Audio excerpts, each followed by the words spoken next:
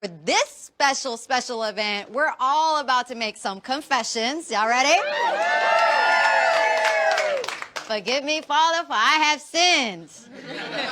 And most of them are to his songs. I'm not even gonna lie, all right? All right, we're gonna shine the cricket spotlight on the legendary Usher. Usher is known as the king of R&B. He's a singer, songwriter, dancer, and actor. His award-winning career started when he was just a little bitty teenager. Remember, he didn't even have no hair on his face just yet. Oh, I was the only one that was watching nice and slow. Okay, all right. He continues to be extremely successful. And who hasn't danced to Yeah? Y'all are so terrible right now. With over 75 million albums sold worldwide and country awards and accolades, Cricket is proud to present Usher.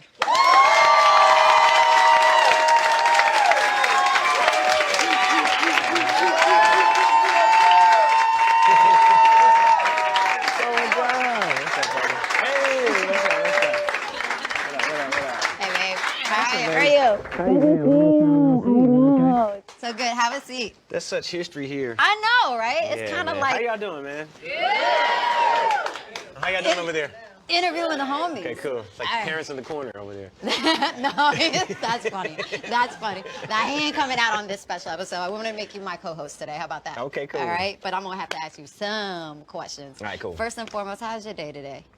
Day is pretty heavy for everybody, you know, but also to a celebration of life. I think that with the loss of Kobe Bryant and his daughter, and also to everyone that was a part of the tragic incident, you know, you are appreciative of the life that you have and the opportunity that you have to hold on to the ones that are still here, because we're just out here temporarily. You know, life is an end. It's not to continue forever, but the memories do last forever. So just thinking of all of the brighter moments that we all had. I'm glad you even shed some light on that. I appreciate you even saying that. And I was actually going to just say, because you're here in LA, this is like kind of like your backyard, your stomping grounds. I remember seeing you come out here shooting videos all the time, playing around with Beacocks that's sitting right here in the front row as well.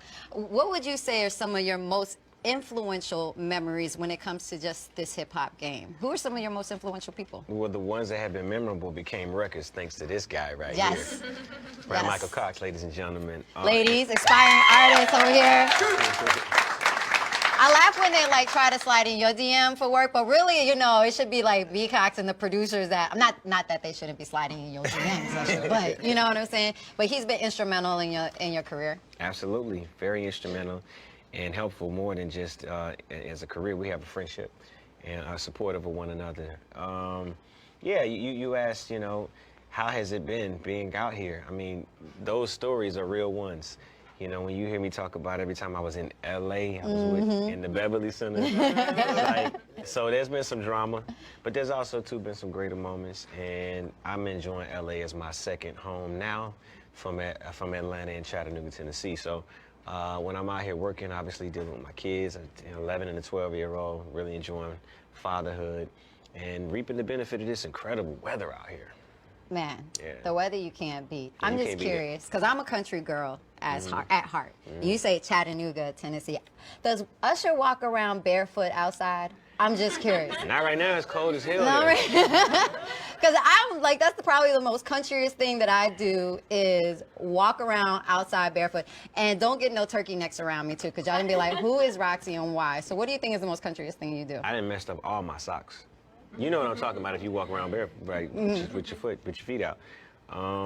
Most country thing I do, I don't know, it could be the way I talk. But that's like that's not even, that's like cute. It's cool. I can't say sexy because then it's gonna be, oh, Roxy was hitting on Usher. She said his accident. No, what's wrong with that? Here we go. You know, let me go right back to the cards. So it says, let me follow prompter. You've managed to stay on the top of the game. No, you've been able to evolve in this music industry.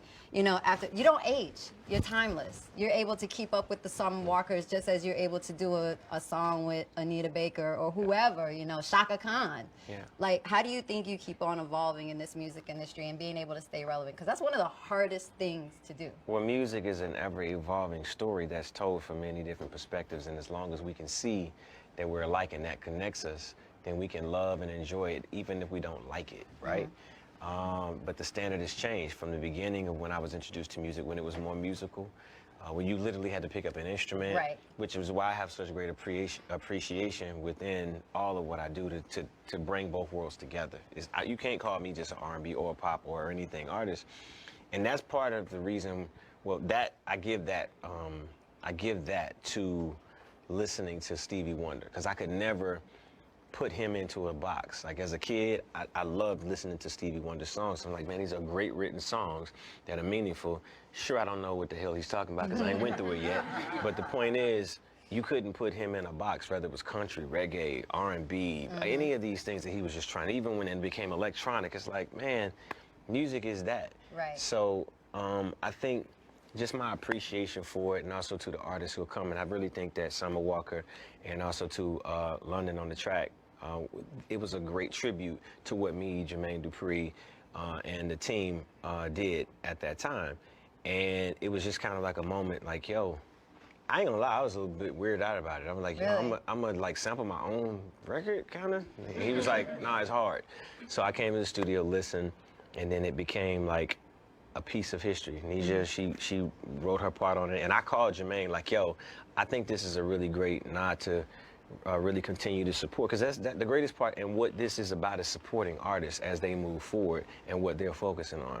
And we, as mentors of the game, we have to continue to do that. That's what keeps us young. That's what keeps us innovative, to continue to nurture the new ones and give them the lift that they need, and also Right. to the hats off. So that's what that was. Yeah, no, I actually had Maybe to, it kept me young, I don't know. no, no, I actually Love had to, music. because that's actually one of my favorite, you know, odds to a great record. Because come on, You Make Me Wanna is like classic, and I sung it a lot at karaoke.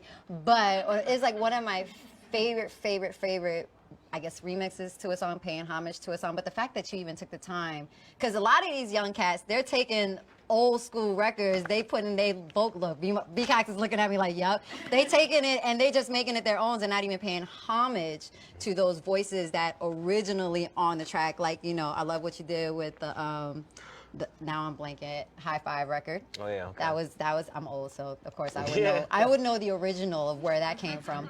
But then when you think of those influential voices that have paved the way for you mentioned Stevie Wonder. Who are some other voices? I know you love Michael Jackson, so like who are some other voices that Lil Usher was listening to when his mama was telling him to clean the house? I mean, I was listening to everything that was playing on the radio. Because, see, I come from a small town, Chattanooga, Tennessee, where we didn't have as much access to culture. And in Tennessee, it would either be country music or something like that you probably would think would influence people. But Power 94, WJTT, Keith Landecker, he played music that really kept us connected. So if it wasn't High Five, it was Boyz II Men. If it wasn't Boyz II Men, it was New Edition. If it wasn't New Edition, it was, you know, any type of hip hop that we could get our hands on, from Heavy D to Mary J. Blige, Jodeci. Right. Like, these are all people. I love that you put Jodeci on the hip hop side. Nah, True, I mean, no, it's but facts. by the way, just so you're clear, that's what made Puffy, I think, really important, and he was a major ad for merging those two worlds, because he was so hip hop, and then working with Jodeci really created this new idea of two very dominant and amazing styles, right? Hip hop, which was authentic, and R&B, which was classic and made you feel something. So yeah, of course, I put them together. Boyz II Men, man, Gerald Levert, you know, Rude Boys, you know what I'm saying? You know, y'all know them, right? Y'all sure? I was hoping I wasn't the old dude in it. What you saying, you know what I'm saying? Like, I ain't aging myself, Emma. But it's great, because I love to hear the appreciation for the music, which is what we're here for. All right, so actor, singer, hell of a dancer. Y'all thought I was gonna slip up, see that? What has been the most rewarding part of this journey for you?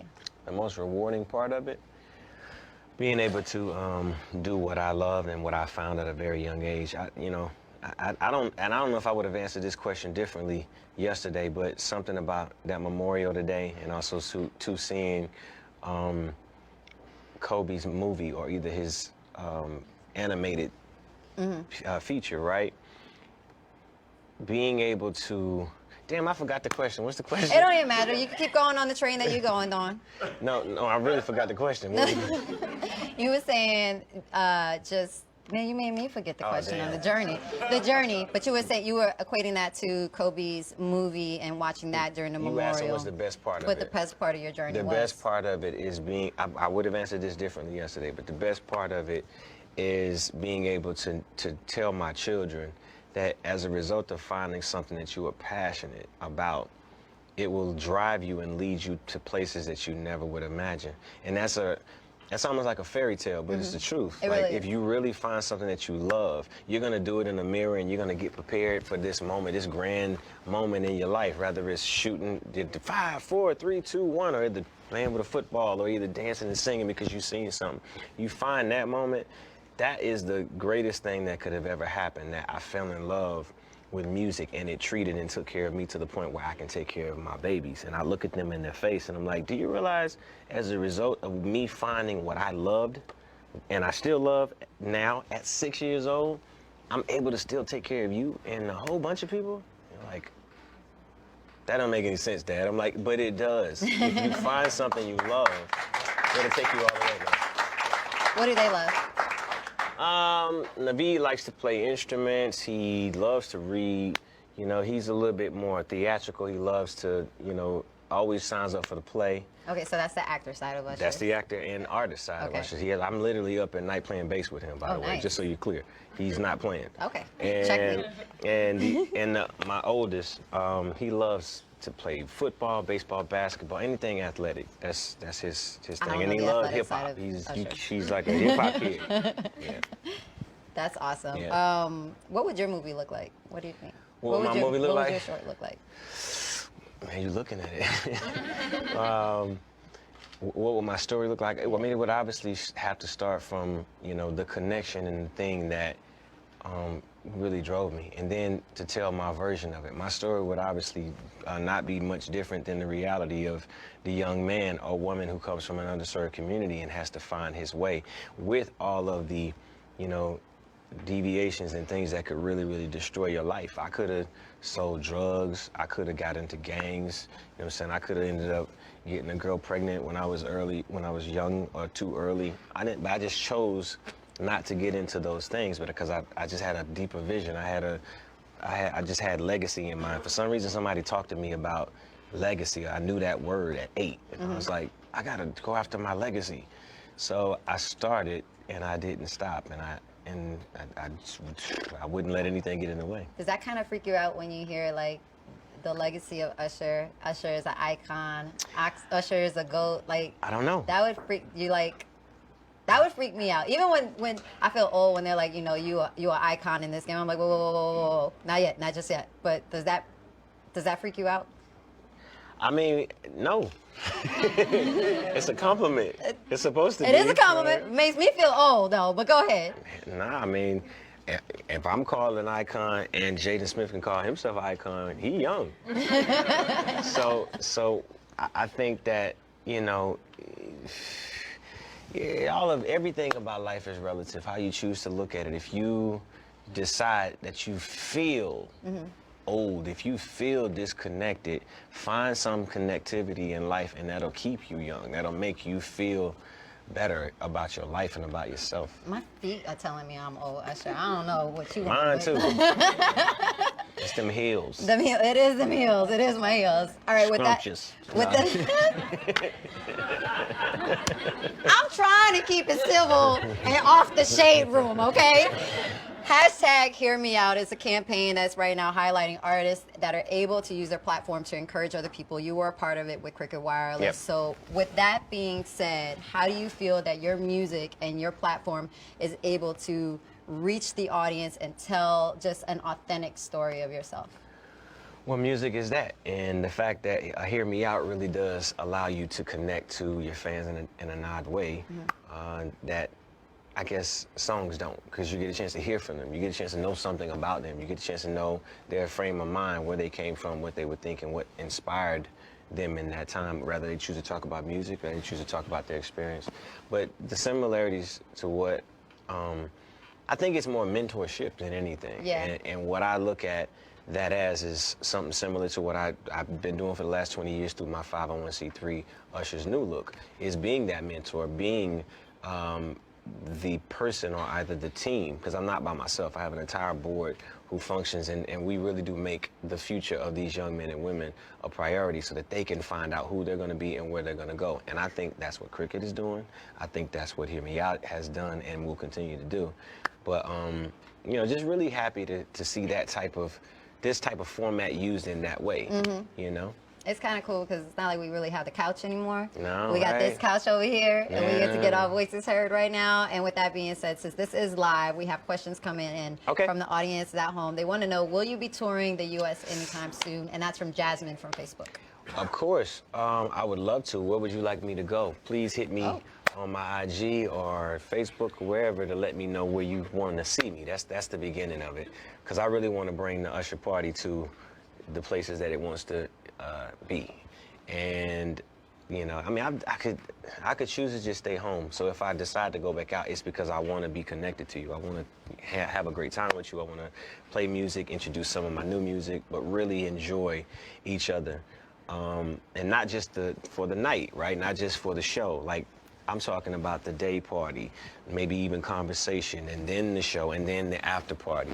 It's like we're changing it up, and I want to do it in a little bit of a different way. So are you more of like the small, intimate venues now, or are you still like the big arenas? Hell no, I want bigger venues. There's a lot of people out there. No, but it all depends, really, you know, and at which point that I decide to go. You know, when I'm starting off, it might, there may be an opportunity here or there for me to be able to do something intimate, and if you hear about it, you should get your ticket earlier, because it's gonna be hot. And the ideas and things that I've been thinking of are a little bit different and Confession kind of, booth with Usher? Yeah, it could be that.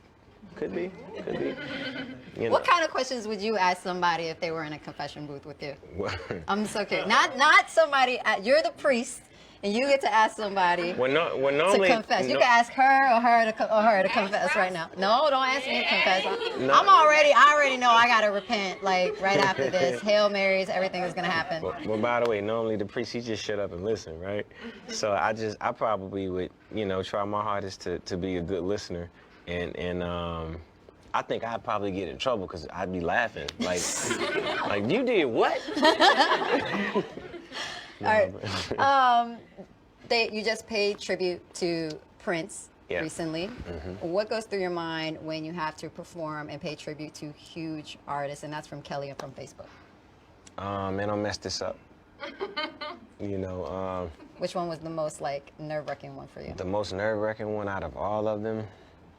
All of them have been. I can't say one was more important than the other, and every last tribute was from my heart. You know, I try my hardest to really connect to the source of the fans and think about what they would want, not just what I want to offer, because I completely give myself 150%. I leave everything that I brought on the stage when I leave, for my voice, my body. Most of the time I'm with a therapist afterwards, and they're like, what are you doing to your body? I'm like, I had to make this moment perfect for, you know, this icon or this person that I really, really loved. If it was physical, if it was vocal, then I just really had to zero in and focus and get it to a place where I felt like their fans would love it, you know?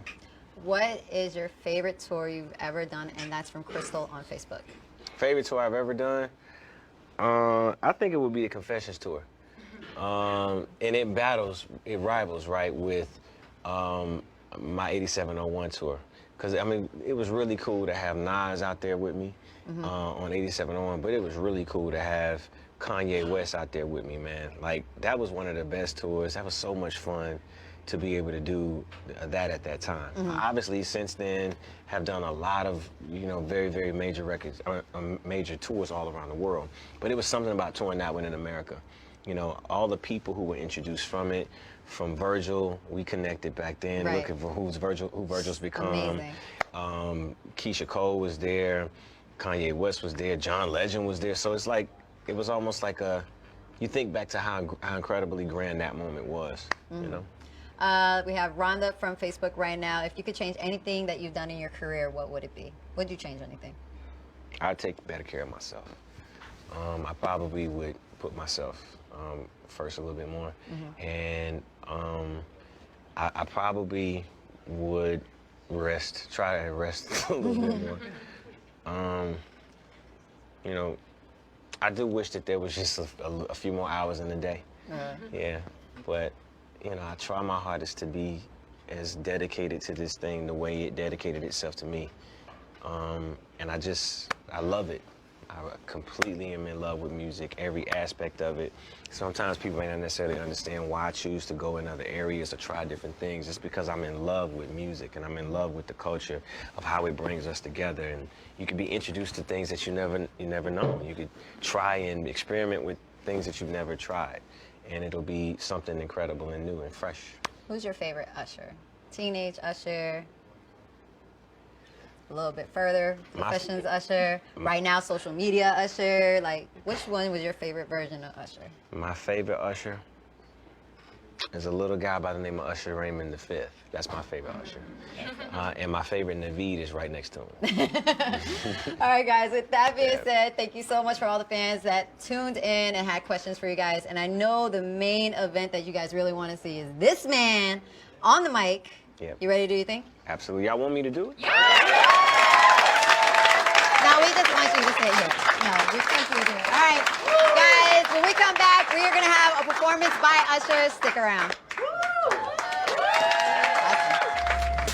Life's better with a friend.